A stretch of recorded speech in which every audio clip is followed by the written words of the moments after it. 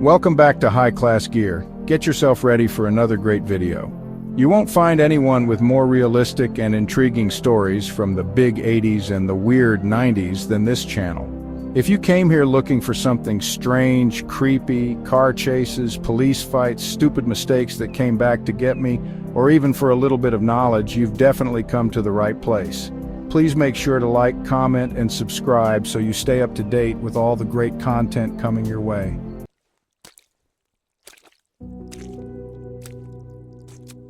The following story takes place in the year 1986 when I was 12 years old. It was Friday the 31st of October and Halloween was with us.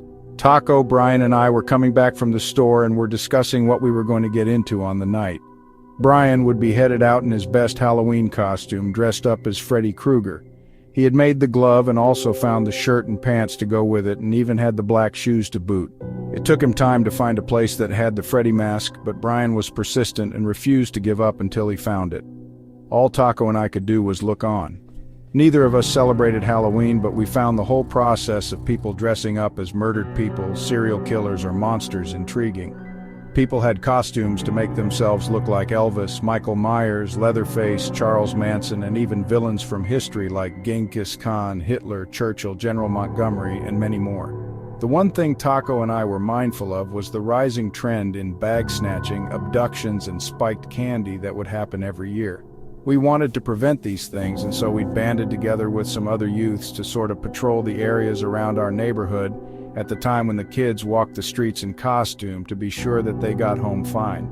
Sure, we didn't approve of Halloween, but that didn't mean children deserved to be robbed, kidnapped, or be given poison in their sweets. But these were some of the things that you faced with the trick-or-treat night. Our firm resolve was to guard the children and make sure they got home without a scratch on them. And with us knowing some of the parents of those children, this was like a duty we felt we had to perform. The sunset came so quickly that we had to prepare our clothes in haste.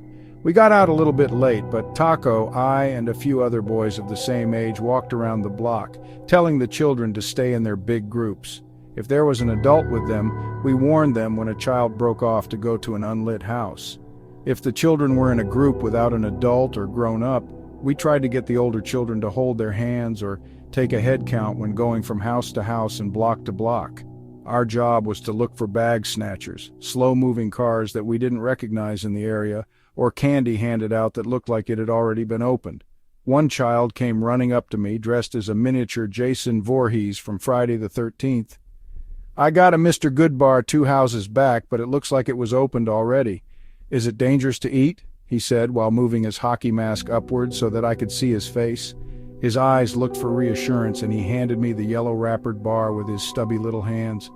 Taco and the others got out their flashlights and trained the light on the wrapper while I inspected it. It did look like the packaging was disturbed. When I pulled back some of the wrapping next to the foil, it looked like it had been re-glued and closed back. Not a good sign. "Listen, forget about this one. It's been re-glued after he opened it. Don't take the risk. You got any more of that candy from that weird house?" When he shook his head no, I told him he could take his leave and head back with the kids. He took off his hockey mask and handed it to me to hold, complaining that he couldn't breathe so well with it on and that I could keep it for a while. He hugged me in thanks and went hovering over with the groups of kids. He was a good kid. I took the tampered candy and dumped it in the dumpster we passed as we neared the corner. All of us were wearing casual clothes, but Taco had an idea. "Hey, my dad's a mechanic. He has some extra uniforms. What if I got them and came back and we could wear them? We could scare the hell out of the bag snatchers and kid grabbers. It would give them a taste of their own medicine, right?" Taco and I looked around the group and we all seemed to agree. Taco disappeared and then came back with 5 extra mechanic suits. They looked like the ones Jason wore from Friday the 13th, and I also had the hockey mask. "Put it on, man. Let's see if you look like Jason," Brian suggested.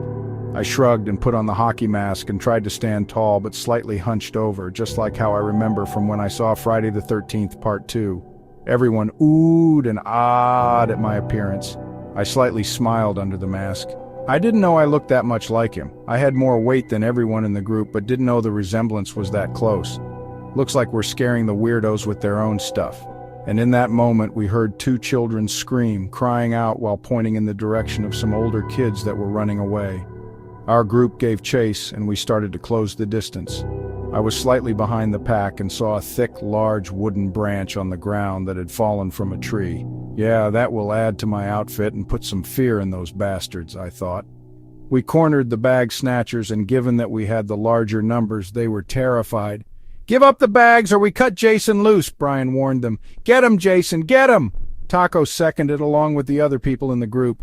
Realizing I was being discussed, I stepped forward, hockey mask on and thick wooden branch on hand. The branch had snapped off the tree and was sharp on one end. It looked almost like some kind of makeshift spear. When I stood in front of them under the faint white streetlights, I could see the fear on their faces. They begged for their lives, pleaded to be released, and that they would never do it again. On their hands and knees, they screamed and groveled for another chance to not be killed by Jason Voorhees. There was a sweetness in my mind about these guys being humbled after having bullied these kids and taken their candy. They were spared and given one more chance at life, and in a flash, they were gone. They didn't need to be told twice. We gathered the stolen bags together and made our way back to the inside of our shared neighborhood. 10 minutes later, we found the two children and gave them back their bags, all the while consoling them. As far as these little kids were concerned, all was right with the world. We got the hugs and accolades for being good custodians, and this made us feel good. Only a little while left of this night, and then we would head home. I think there might be a little bit of dessert left over at my mom and dad's house, unless my older brother and sister scarfed it down. I still had my mask on and mechanic gear, but Taco asked for his turn with the hockey mask and the wooden spear. I handed them over gladly. That mask was difficult to breathe in, even with the 3 little holes for the mouth and the 2 for the nose. You start sweating too. But let Taco have his turn. We took one more turn around the edge of our neighborhood on one of the side roads, and fewer cars passed. The moon was out. We laughed and joked while shining the flashlights on Taco, the new Jason Voorhees. Our group broke into 2 groups, one on either side of Taco, and yelled Friday the 13th and Jason Voorhees lines from the movies. Whether it was part 1, 2, or 3, we tried to shout out any clever lines we remembered from any of the 3 movies. All was well until we heard the squeal of car tires and shouting voices, followed by the clicking and clacking of rifles.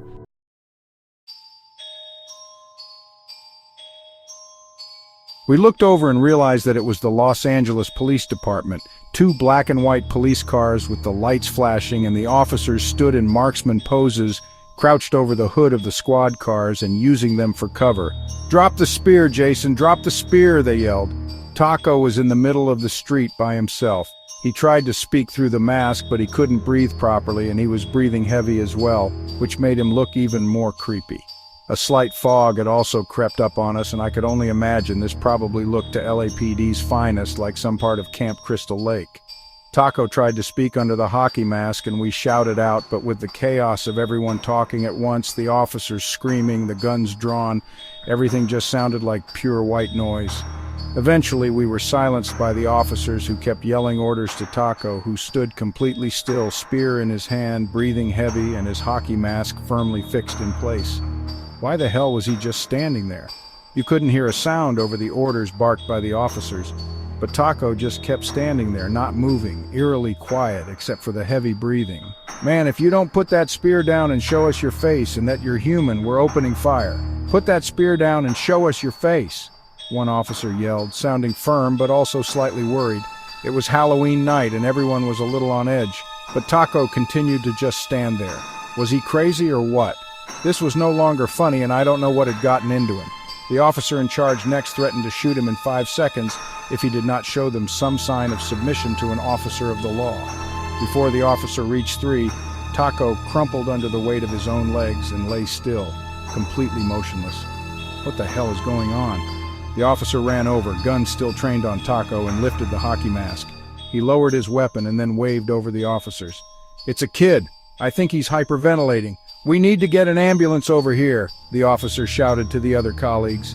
An ambulance was quickly on the scene. The spear was pried from Taco's hands, and he had his mechanic suit and hockey mask peeled off him. Apparently he'd overheated in that thing and was struggling to speak, and then in the sheer panic of the events, started to get super worked up. That explains why he couldn't answer. This turned out to be not just a memorable night for the little kids, but a hell of a night for us as well. I'm so glad Taco didn't get killed, and the paramedics gave him a good outcome for recovery. They would give Taco a ride home after taking statements from us and issuing a firm but polite warning about walking around dressed as Jason Voorhees on Halloween night. Almost killed you guys tonight. Next time, don't pull anything like that again. Jesus, you guys got lucky tonight, the officer told us while shaking his head in disbelief about merely executing some middle schoolers. Thanks, LAPD. Now we know why you're the most well-known police in the world. I'm just glad Taco's safe and well. I wonder how we're gonna pitch this to his parents. Oh man, I forgot. I still gotta get that kid his hockey mask back. I don't even remember where the little guy lives.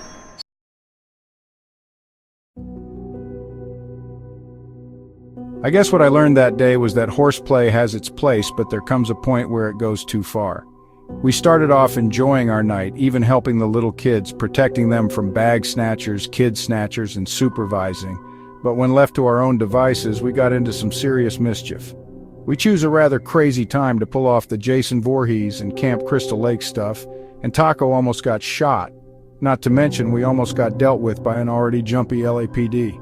We already had enough going on outside of Halloween with killers like the Grim Sleeper, the Green River Killer, the Zodiac Killer, and so many more that would crop up. Then put that with all the missing children and a Halloween night on a Friday, and you had a recipe for disaster. We learned our lesson, and in the future would be very careful about how far we take our horseplay and middle school mischief.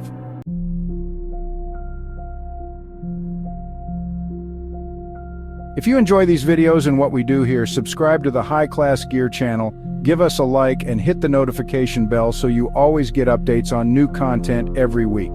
Help us on the way to 1,000 subscribers. We upload unique and engaging videos every week for you to enjoy. Stay safe out there.